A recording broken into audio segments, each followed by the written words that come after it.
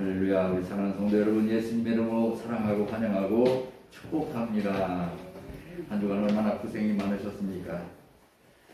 우리 주위에게 주어진 환경과 시간 속에서 주어진 생명을 유지하기가 얼마나 힘든지요. 이것을 우리는 인생의 고난이다, 인생이라 이야기합니다. 세월이 갈수록 그 체감은 더 중하게 여겨지죠. 이와 같은 고달픈 인생의 기쁜 소식은 무엇일까? 어제는 하루 종일 우리 모든 대한민국 국민들의 마음이 설레고 들떠 있었을 것입니다. 새벽에 있었던 월드컵 경기, 피파 랭킹 9위라고 하지요. 27인 우리 대한민국과 경기를 하였는데 16강 진출이 불과 8%라고 진단하고 있었어요. 전혀 불가능한 상황이다. 그러나 이 8%의 가능성을 가지고 우리가 한번 노력해보자, 최선을 다해보자 라는 선수들의 각오, 그리고 국민들의 염원이 있었습니다. 그에 부응하여서 우리 선수들이 2대1로 역전승을 거두는 그 광경, 얼마나 기쁘고 환호를 외치지 않으면 견딜 수 없을 만큼 우리 대한민국 모든 국민들이 기뻐하며 환호성을 외쳤을 것으로 생각이 듭니다. 이 축구 선수에게 있어서 가장 큰 소망은 국가대표랍니다. 국가대표 선수들 중에서 가장 큰 소망은 월드컵 경기에서 출전해서 경기를 하는 거예요. 그리고 더 큰 꿈은 거기에서 골을 넣는 거였겠죠. 일평생 축구를 위해서 열심히 노력하고 그 목적을 위해서 피땀을 흘렸던 그들, 월드컵 경기에 참여한 선수들은 얼마나 설레고 또한 꿈이 간절하겠습니까? 손흥민 선수의 많은 인터뷰 가운데 그런 인터뷰가 있었어요. 이 시간을 얼마나 기다려 왔는지 모른다고요. 모든 축구 선수의 가장 간절한 기다림은 바로 월드컵 경기이고 월드컵 경기에서 이기는 것이지요. 그리고 우리가 간절히 소망한 16강에 드는 거예요. 전혀 가능성 8%를 바라보면서 열심히 뛴 결과 2대1로 역전승을 거두고 또한 하나님께서 우리 국민들의 시름을 덜어주시기 위해서 이 암울한 시대에 견딜 수 없는 고통 가운데 있는 우리 대한민국을 긍휼히 여겨주셔서 다른 나라 선수들의 그 경기를 통해서 우리나라가 16강으로 진출하는 큰 기업 업적을 남김으로 모든 백성들이 기뻐하는 감격의 시간이 아니었는가. 참으로 이 시간만큼은 모든 정치적인 갈등, 경제적인 불안함, 이 모든 것들이 다 사라지고 오직 승리의 기쁨의 함성으로 우리 대한민국이 하나 되었지 않았을까.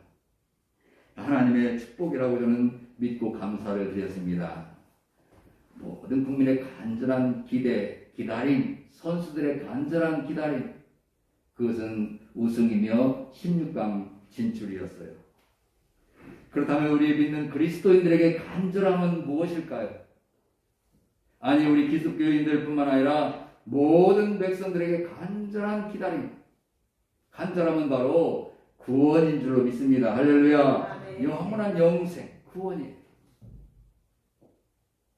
우리 인생은 왔다가 돌아갈 수밖에 없어요.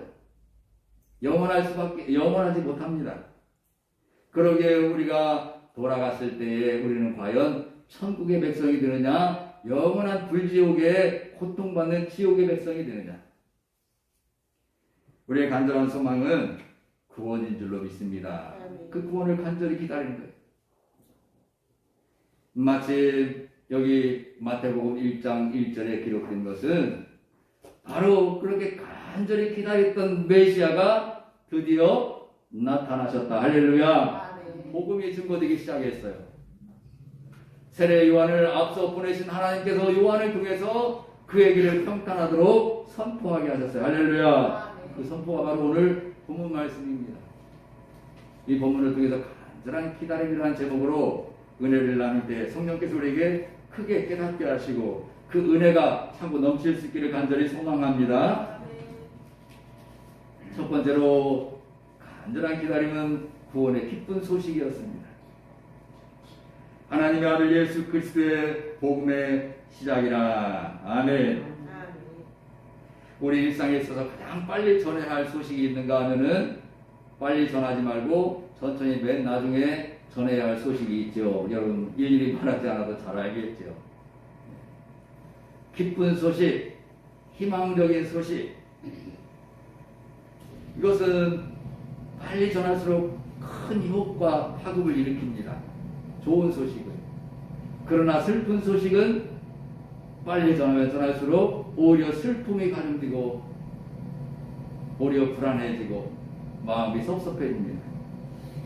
그러기에 우리는 슬픈 소식은 될 수 있으면 천천히 전하는 것이 좋고요. 그렇기 때문에 어르신들 혹시 그런 경험들 많이 있지 않습니까? 부모님에게 갑작스러운 일이 벌어졌어요. 부모님에게 쉽게 알립니까? 그렇지 않지요. 지금도 아마 부모님에게 모르게 하는 그런 일들이 많이 있어요. 왜? 부모님이 알면 큰 근심이 되니까, 걱정이 되니까. 그러나 좋은 소식은 그러지 않습니다.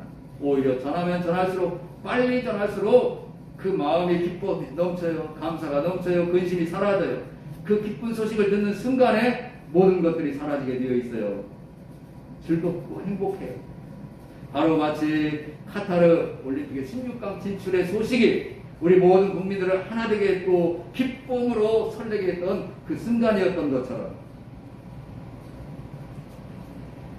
마침내 이 이스라엘 백성들 400여 년 동안 암울한 시대를 살아요. 하나님께서는 그들에게 선지자를 보내지 않으셨어요. 400년 동안. 결국에는 로마의 속국이 되어서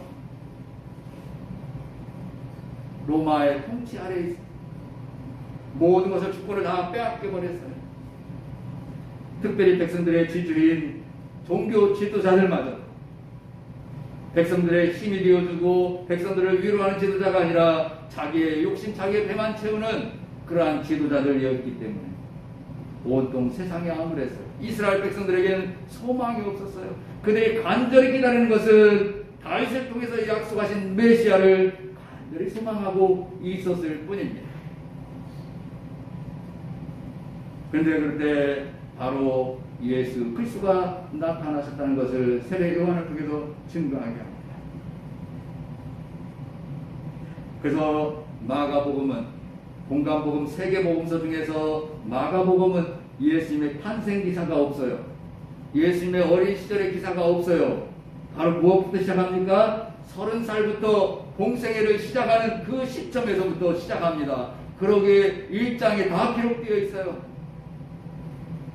하나님의 아들 예수 그리스도의 복음의 시작이라 라고 하시고 그 다음에 바로 세례 요한이 나타나서 하나님의 복음을 증거하고 요단강에 수많은 사람들이 회개하며 세례를 받았다.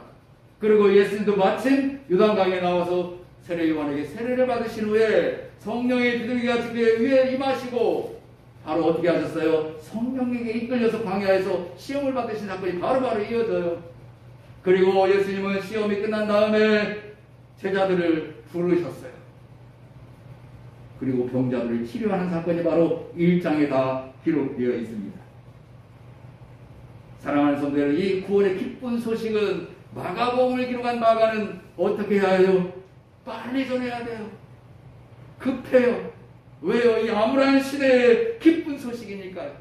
그들에게 희망을 주고 그들에게 소망을 주는 그러한 소식이기 때문에 마가는 견딜 수 없습니다. 지체할 수 없습니다. 그러기에 1장부터 시작을 하면서 복음의 시작이라 세례 요한의 복음 전파를 기록하고 예수님의 시험 받으신 것을 바로 기록하면서 예수님이 바로 하늘의 복음을 증거하는 말씀으로 기록합니다.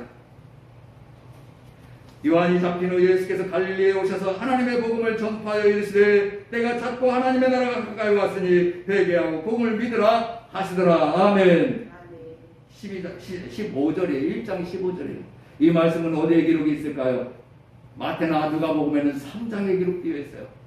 1장에서 2장까지는 예수님의 탄생과 그리고 어린 소년 시절을 기록하고 있어요. 그리고 3장부터 세례 요한에게 세례를 받으시고 복음을 증거하는 말씀으로 시작을 합니다. 그러나 마가복음은 그렇게 지체할 수 있는 여건이 안 되었음을 마가는 인식하고 오히려 급하게 빨리빨리 전하기 원하는 마음으로 아마도 하나님께서 이 마가의 심령을 어루만지시고 주저하지 말라. 이 기쁜 소식은 빨리 전해야 한다라는 긴박함을 그에게 심어주셨기에 그는 주저할 수 없어요. 가만히 있을 수 없어요. 어린 시절부터 이야기할 수가 없어요. 바로 예수님이 나타나셨고 예수님이 지금 사역을 하신 것으로 증거하기 시작한 것이죠. 갈릴리 해변으로 지나갔다가 시몬과 그의 형제 안드레가 바다에 그물 던지는 것을 보시고 그들을 부르셨어요. 그것이 바로 16절이에요. 그리고 21절은 더러운 귀신들을 쫓아내는 말씀으로 나병 환자를 치료하는 말씀으로 1장에 기록되어 있어요. 그만큼 기쁜 소식 복음은 주저할 수 없고 지체할 수 없고 빨리 전해야 된다는 우리 하나님의 뜻인 줄로 믿습니다. 구원의 소식. 저와 여러분 주저하지 마시고 기쁜 소식은 빨리빨리 전할 수 있기를 예수님의 이름으로 축원합니다. 그럴수록 그들의 심령에 기쁨이 넘치고 소망이 넘치고 영원한 영생이 그들에게 임하게 될 줄로 믿습니다. 두 번째로 그 길을 보수해야 합니다.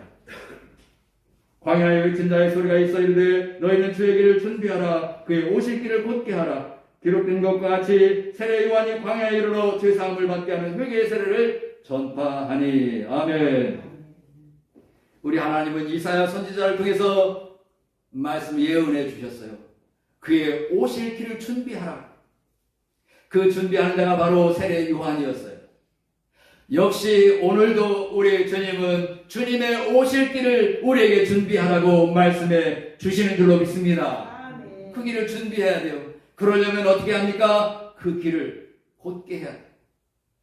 거침이 없어야 합니다. 가로막힌 모든 것들을 다 치워야 합니다. 간절한 기다림이란 그저 앉아서 가만히 기다리는 것을 아닙니다. 간절한 기다림이란 약속한 자가 오는 길을 보수해야 합니다.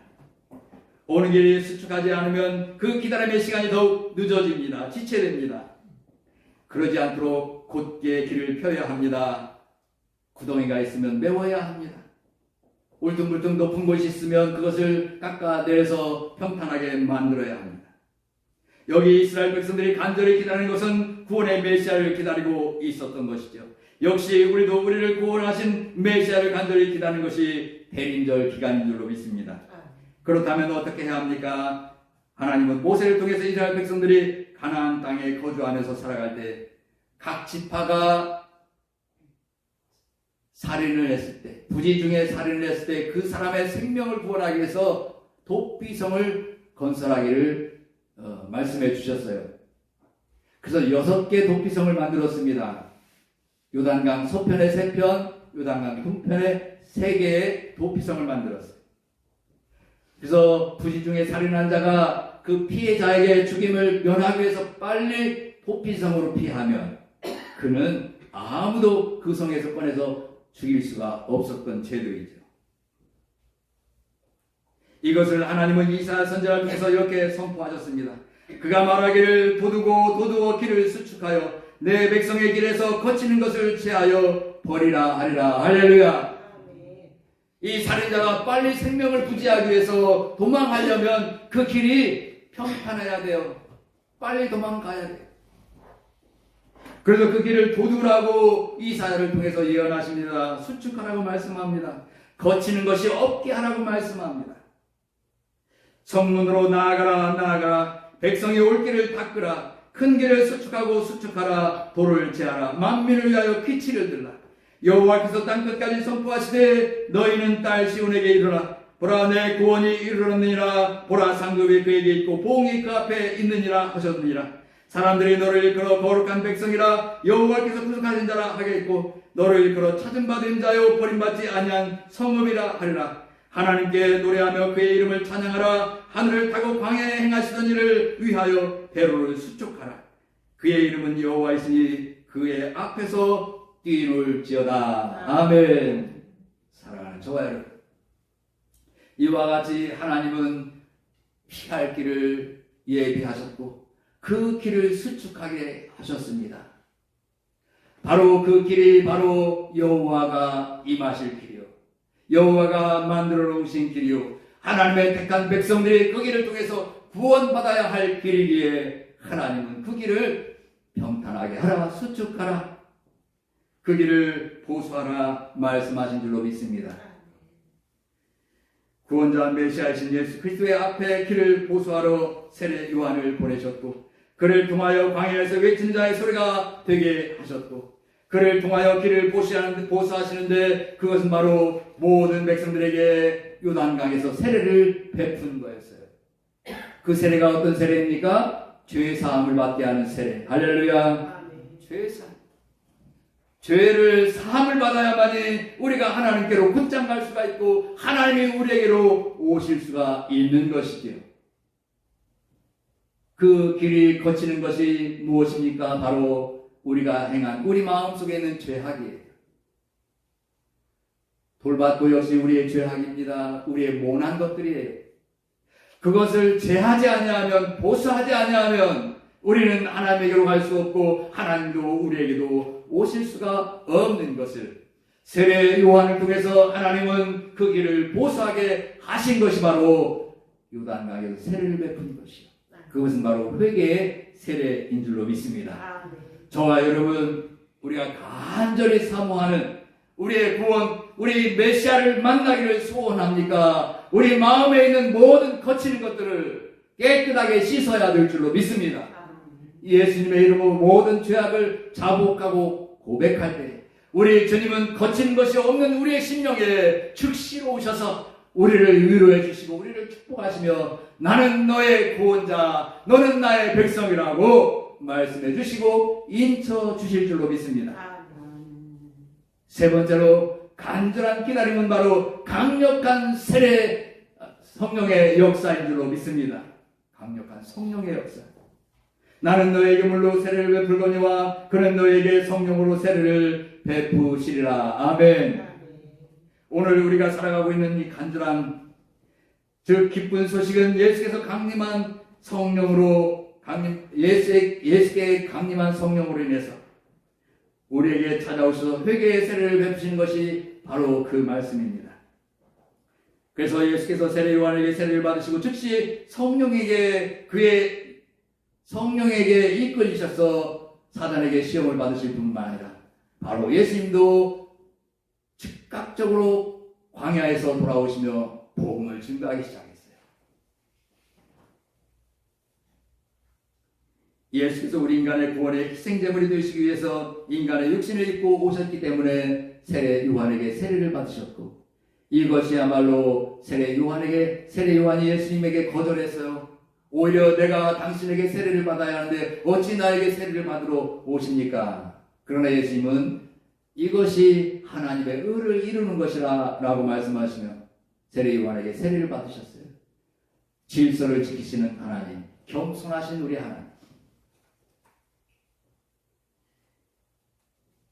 이 광야에서 시험은 인간이 이 세상에 살아갈 때에 타락한 이 세상을 주관하는 사단의 권세 아래에 있는 우리 인간에게 주어지는 여러 가지 노출되는 상황입니다. 사단에게 넘어질 수밖에 없는 우리 인간의 속성을 우리 예수님이 대신 시험을 받으셨어요. 우리 인생에 있어서 가장 중요한 의식 중 돌로 떡덩이가 되게 하라. 사랑하는 성도 여러분, 그러나 우리 예수님은 그 사단에게 넘어지지 않았습니다. 또한 우리가 이제 의식주가 해결되면 뭐가 있습니까? 명예욕이 사라지지 않아요. 명예를 얻고 싶어요. 가장 높은 자리에 올라가고 싶은 인간의 욕심이 있지 않습니까? 그러나 우리 예수님은 그 욕심을 버리셨어요. 취하지 않으셨어요. 그러므로 인해서 사단의 유혹을 담대하게 물리치셨습니다. 이것이야말로 이 세상에 사는 동안 인간을 통해서 사단에게 넘어지지 아니하도록 우리 예수님이 대신 시험을 당하시며 교훈하신 이 말씀. 바로 우리 예수님도 강력하게 이기실 수 있었던 것은 바로 성령의 임재이셨어요. 성령에 이끌리셨고 성령의 강한 임재 속에서 그 모든 시험을 이기셨어요. 그것은 바로 우리 인간도 모든 유혹을 이길 수 있는 힘은 바로 성령의 역사라는 것을 깨닫게 하시고 그 성령의 역사를 믿고 성령의 간절함을 기다리라는 우리 주님의 약속의 말씀인 줄로 믿습니다. 사랑하는 성도 여러분, 여기 물로 세례 요한은 물로 세례를 베풀어서 형식적인 세례, 형식적인 회개예요. 우리가 입술로 고백하고 우리 예수님 나의 모든 일을 용서하여 주옵소서. 내가 이러한 죄를 지었습니다. 그러나 성령의 강한 역사는 모든 죄가 드러나게 하시고 생각나게 하시고 그 죄를 고백했을 때에 부끄러움이 전혀 없어요. 주변을 상관하지 않아요. 그러기에 둥글며 눈물을 흘리며 자복하고 회개하지 않습니까? 견딜 수가 없습니다. 많은 사람들 앞에서 내가 이러한 죄인입니다라고 고백했을 때 그는 두려움이 사라졌어요. 그에게는 부끄러움이 사라졌어요. 체면도 없어졌어요. 그저 하나님과 나와 1대1 관계예요. 그러기 때문에 그 앞에서 성령에 이끌려서 자복하고 회개하면 하나님은 그 기도를 들으시고 한없는 은혜와 능력을 베풀어 주셔서 내가 너를 사랑하노라, 내가 너의 모든 죄를 용서하노라 마음으로 깨닫게 되고 그 기쁨과 감격이 견딜 수가 없습니다. 견딜 수가 없어요. 체면도 불구하고 기뻐하며 뛰며 찬양하게 되는 것이 바로 이와 같은 성령의 역사인 줄로 믿습니다. 이것을 체험하며 한 번의 체험으로 모든 나의 인생의 길에 그 체험이 주춧돌이 되어서 어떠한 시험도 환난도 넘어지지 않습니다. 우리 기독교인의 가장 큰 장점이 뭔지 아십니까? 한 번 체험으로 끝까지 그 믿음을 이어간다는 거예요. 하나님은 그 체험을 계속 주지 않으세요. 한 번, 두 번. 그 한 번, 두 번의 만남을 통해서 우리는 예수님을 부인할 수가 없어요. 왜요? 강력한 성령이 나에게 임하셔서 체험하게 하셨기 때문에, 확신을 주셨기 때문에 그렇습니다. 때로는 육신의 한복을 또한 여러 가지 경제적인 것, 명예의 욕에 우리가 넘어질 수 있어요. 왜? 세상은 온통 사단이 잘 잡고 있기 때문에. 그러나 그 넘어져도 다시 일어설 수 있고 사단에게 완전히 넘어지지 않는 것은 바로 한 번 우리 주님을 만난 성령의 강력한 역사가 있기 때문에. 그래서 우리 기독교인들은 대단한 종교라, 대단한 믿음을 가지고 있다라고 주변에서 평가하지 않습니까? 그렇지 않은 체험을 못한 사람들은 넘어져요. 낙심되어요. 조금만 건강이 아니면 환경적으로, 재정적으로 손해를 보면 낙심하게 되고 넘어지게 되고, 그리고 조금이라도 다른 사람에게 내 자존심이 상하여지면 부끄러워져. 왜 에덴 동산에서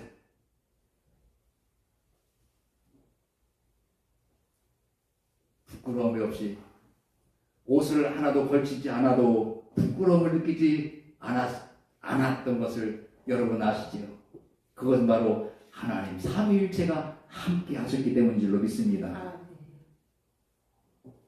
선악과를 먹음으로 죄를 알았어요. 부끄러움을 알았어요. 사단이 주는 거예요, 부끄러움은요.